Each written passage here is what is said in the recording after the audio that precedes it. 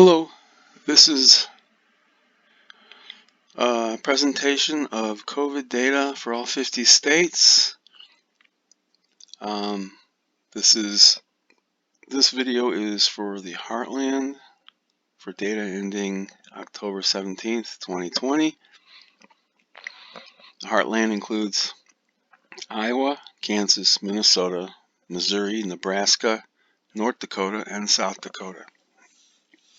Starting with Iowa, it's a state a little over 3 million people. They recently had a record death date on October 9th, a little over a week ago, 20 deaths.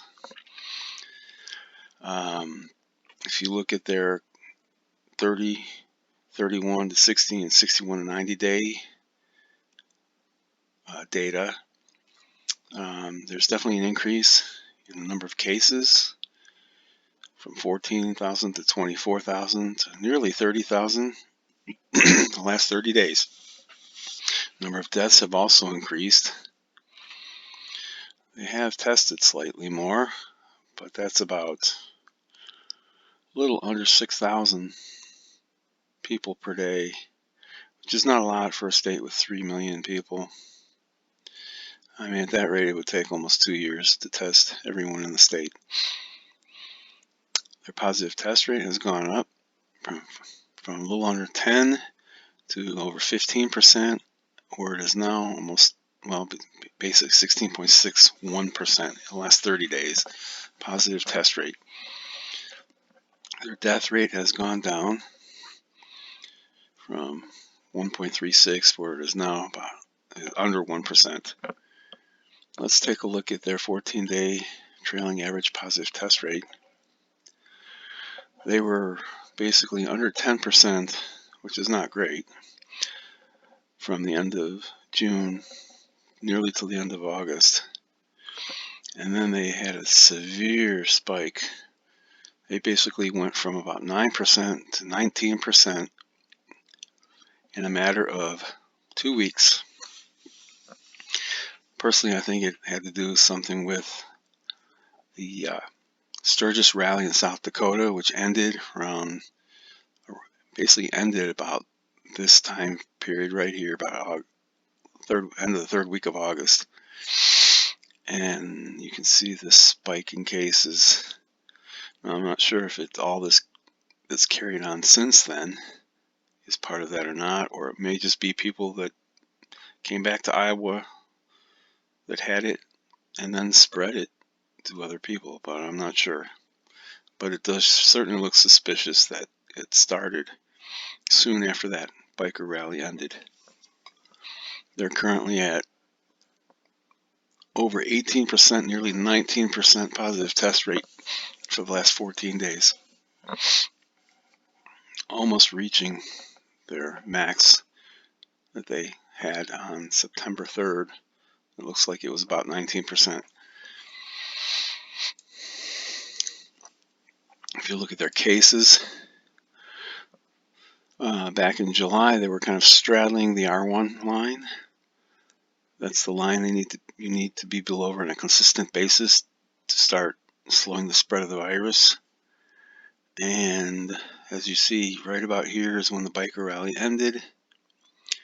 And the cases have been steadily going up, where the valleys are no longer below the R1 line.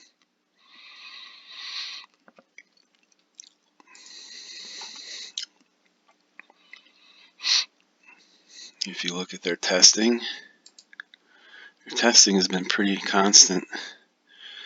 Even with the spike in data, they really haven't increased it that much. You would think the number of tests would go up more the last month or so, or 3 weeks, but it really hasn't. So it's kind of perplexing. Iowa's kind of in a bad spot right now. Next state is Kansas. Kansas is similar size to Iowa, maybe a couple 100,000 fewer people, but they've had a record case date 2 days ago and a record death date 2 days before that. 1,805 cases and 39 deaths on the 14th. Let's look at the cases from the last 90 days. Actually, Kansas doesn't report every day. So, as you can see,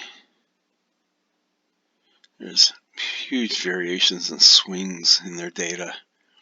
They'll report tests, but then they won't report any cases for that day. And then the next day they'll report cases for 2 days. So basically they're averaging about 800 cases a day. They should be around 300 cases a day. They really have not been under R1 very much at all. Number of deaths, there's that record death date.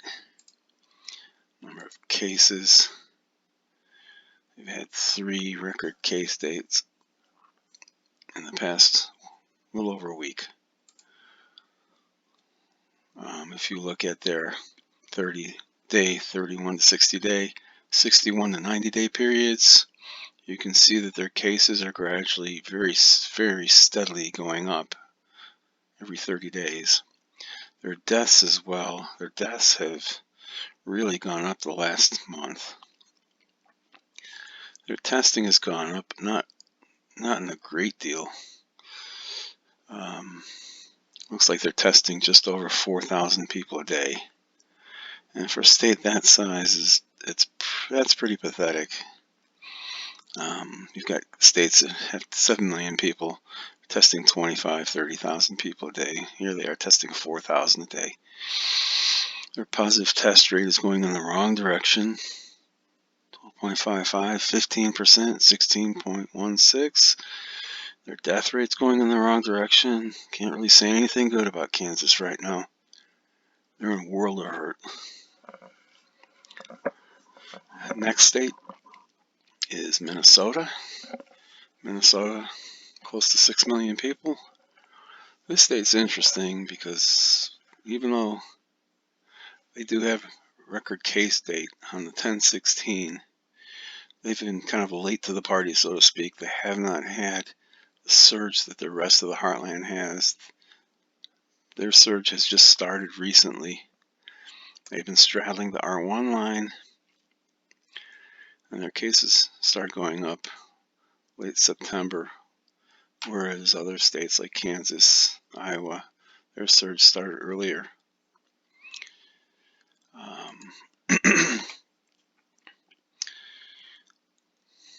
You look at their cases, their deaths have gone up, but they're testing a lot of people, and their positive test rate is pretty flat, under 4%, under 5%. The big problem is this increase in cases the last 30 days.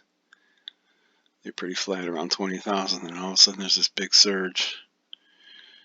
Their 14-day positive test rate, they've been under 5% for quite a while.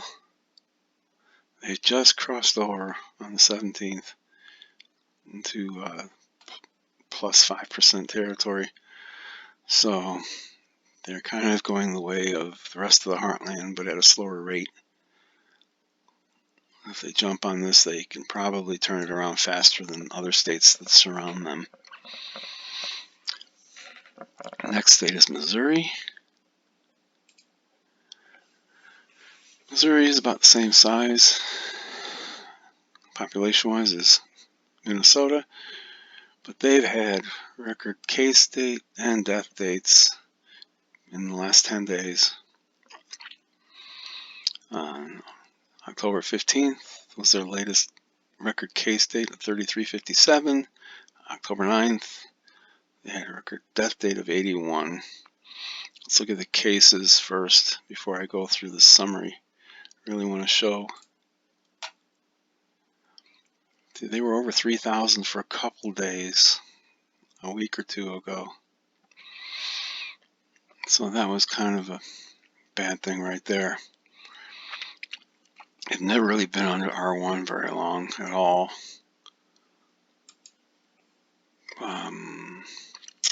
Their positive test rate dropped here on September 30th, And you say, well, why would that happen? Well, September 30th, they had this huge spike. I think it's misreported. They were averaging about 5,000 tests a day, and all of a sudden they spiked to 500,000 plus in one day. I think that's a misreport. I haven't been able to find anywhere where they reported correctly to adjust it. So you see how their positive test rate has dropped drastically in the last 30 days. Well, that's because of this. That's because of this test. If this was 5,000 instead of 500,000, then this number right here would be about 600,000. So that, I mean, their positive test rate is 30-day positive test rate probably really is about 10% or close to it. That made them drop below 5, and now they're back up. So, but there's that record death date on the 9th of October. And record cases here. Missouri's not really in a very good shape. Nebraska is the next state. About 2 million people. They had a record case date 2 days ago on the 16th of 1286. Take a look at that. Yeah, they recently had, that was a record as well. Looks like about 1210 or 1215. 5 or 6 days before that. If you look at their cases over the last 30, 60, 90 days, it was pretty flat, slight increase here, but then the last 30 days it's doubled. And the deaths, I mean, relatively speaking, that's a low number of deaths, but it's a smaller state as well. Their deaths have really climbed the last 30 days. They've tested a lot more over the last 30 days, which is good, but their positive test rate is going up from under 9% to over 14% today in the last 90 days. Over the last 90 days, their death rate is down because their deaths are not increasing as fast as their cases are. But you can see their positive test rate is just a steady increase for the past 3 months. Past 3+ months, actually. They're up to about 15%, 14-day trailing average positive test rate. So, Nebraska is not doing very well. None of these states are doing all that well. Minnesota's probably the best out of all of these, but they're all really in bad shape. Next state is North Dakota. North Dakota, under 800,000 population. Record case date on the 16th, 2 days ago. Record death date about 9 days before that, 864 and 24. Their cases have gone up drastically. They doubled, more than doubled here. They've gone up about 60% here. Actually more than that, probably about 85% from 31 to 60 days ago. Their deaths have gone up remarkably drastically the last 30 days. Their testing, they really haven't changed their testing. About 1,500 people a day. With that population, it'll take almost 2 years, probably 1.5 to 2 years to test everyone in the state. That's pretty bad, considering how bad the state is. Look at this test rate, 8%, 60 to 90 days ago. That's back, what is that? That's back in July. Look at this. After the Sturgis rally occurred in this time period, and their death rate is going up. But look at this 14-day positive test rate. I don't know that I've seen anything this bad. Maybe New York back at the beginning, maybe Michigan, maybe New Jersey when this all started. But this is the worst I've seen. North and South Dakota. And here's where the rally ended. You can see gradual increase here, but just look at the change in the trajectory after that rally in South Dakota.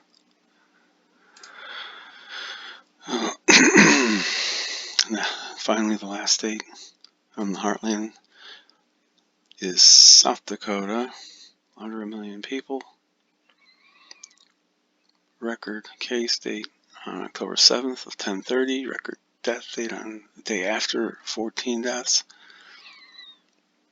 I mean, look at this case changes. It's a small state, but 2,000 in this 30-day period to 7,000 to 15,000. I mean, that's really bad. Look at the deaths, 36, 39, 122. That's an explosion of death. Number of tests, they've really ramped up some testing compared to North Dakota, but that's only a couple thousand people a day. Currently, in the last month, not even. So, I mean, that would, at this rate, it would take about 15 months to test everybody. 14, 15 months. Look at the positive test rate. Again, this is where the Sturgis rallies happened in this time period. Look at the positive test rate. Look at that. It's basically South North Dakota and pretty much Iowa mirror each other right around the 24th. That's when they start taking off.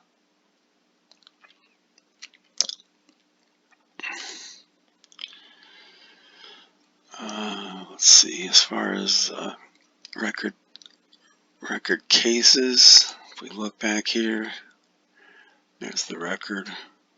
That was a record as well on October 1st, about 730 maybe.